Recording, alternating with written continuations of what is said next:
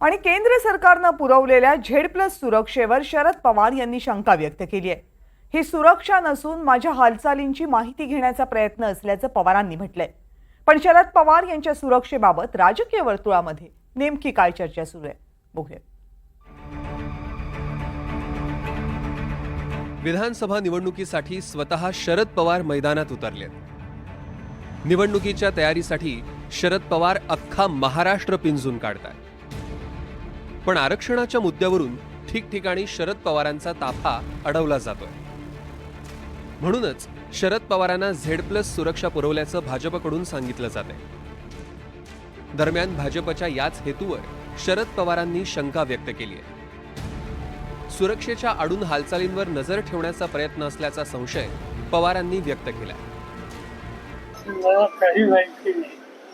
काल माझ्याकडे सेंट्रल गव्हर्नमेंटचे एक खात्याचे अधिकारी आहे, त्यांनी सांगितलं की देशामध्ये 3 लोकांच्या संबंधीचा निर्णय केंद्राने झेड सिक्युरिटीचा घेतला।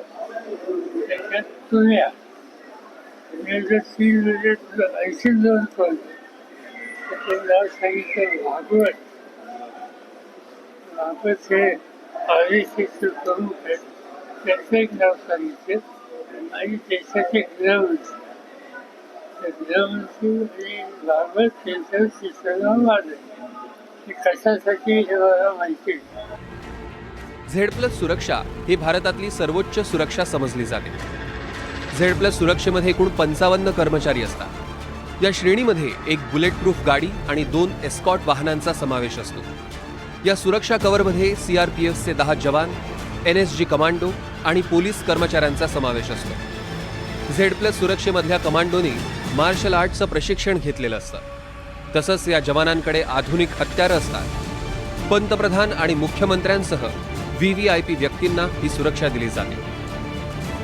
मात्र शरद पवारांनाही झेड+ सुरक्षा मिळाल्यामुळे महाविकास आघाडीच्या नेत्यांनीही संशय व्यक्त केलाय।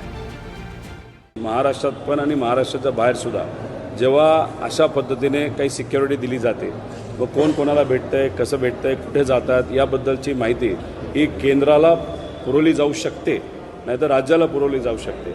आता थ्रेट परसेप्शन जर काय असेल तर तो पवारसाहेबांना त्यांनी सांगितलं असेल आणि त्याबद्दल पवारसाहेबां जर असहमत असतील तर मग नक्कीच याच्यामध्ये राजकारण असू शकतं।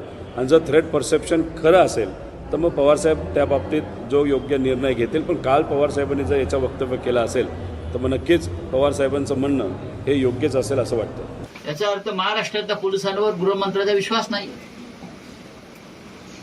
जर तुम्हाला माननीय शरद पवार यांच्यासारख्या नेत्याला केंद्रीय सुरक्षा द्यावी लागते महाराष्ट्रात, तुमचंच राज्य आहे, 50-60 सीआरपीएफ जवान त्यांच्याबरोबर राहणार, याचा अर्थ महाराष्ट्राचे पोलीस हे जसं आमच्या मुलीबाळींचं रक्षण करू शकत नाही, त्याच पद्धतीनं आमचे जे प्रमुख नेते आहेत त्यांचे रक्षण करू शकत नाही। याच्यावर केंद्र सरकारनं मोहर उठवली की तुमचे पोलीस कुचकामी आहेत। मात्र हल्ले टाळण्याच्या दृष्टीनंच खबरदारी घेतल्याचं स्पष्टीकरण चंद्रशेखर बावनकुळेंनी दिलं। तर झेड+ सुरक्षेवर शंका व्यक्त करून शरद पवार खोट्या गोष्टी पसरवत असल्याचा आरोप शिंदे गटाच्या किरण पावसकरांनी केलाय। जेव्हा झेड+ सुरक्षा मिळतं तेव्हा काहीतरी निवडणुकीच्या काळात कोणीतरी वेगवेगळ्या पद्धतीने नेत्यावर, जसं राज ठाकरे साहेबावर त्या ठिकाणी बीडमध्ये झालं, असे आधार असतात। म्हणजे शरद पवार साहेबांच्या कुठल्याही एखादी अशी घटना कुणीही घडवू नये की ज्यातनं आपल्याला या महाराष्ट्राचं सामाजिक सौख्य बिघडेल किंवा पवार साहेबांसारख्या नेत्याबद्दल कोणी त्या ठिकाणी त्यांचा सुरक्षितता राहिली पाहिजे म्हणून निर्णय घेण्यात येतो। केंद्र सरकार नज़र रखने की ज़रूरत क्या है? वो खुद केंद्रीय मंत्री 15 साल तक रह चुके हैं। केंद्र की वर्किंग उनको पूरी पता है। उसके बाद राज्य में अगर उनके ऊपर नज़र ही रखनी है तो राज्य की पूरा पुलिस फोर्स तो इनके हाथ में है। यहाँ पर जो गवर्नमेंट चल रही है, क्या पुलिस उनको इन्फॉर्मेशन नहीं दे सकती? SB1 CID क्या रिपोर्टिंग नहीं ले सकती है? उसमें क्या लेना है उसमें? और उस उम्र के आदमी का लिहाज करते वक्त केंद्र के पास अगर कोई रिपोर्ट, कॉन्फिडेंशियल रिपोर्ट कुछ हो, उस बेसिस पे उन्होंने उनको प्रोवाइड की।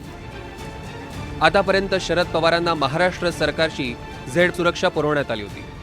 आता पवारांची माहितीच काढायची झाली तर राज्य सरकारच्या पोलिसांनाही ते शक्य होतं. पण पवारांनी व्यक्त केलेल्या शंकेमुळे झेड प्लस सुरक्षा ही पहिल्यांदाच संशयाच्या भोवऱ्यात अडकली आहे. रौनक कुकडे, NDTV मराठी, मुंबई.